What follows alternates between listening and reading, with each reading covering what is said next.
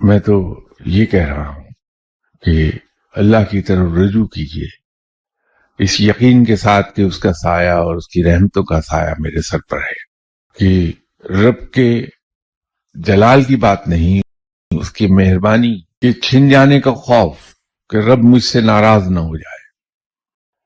ऐसा रब जो मुझे दुश्मनों से महफूज रखता है, मेरी हिफाजत करता है कदम कदम पर।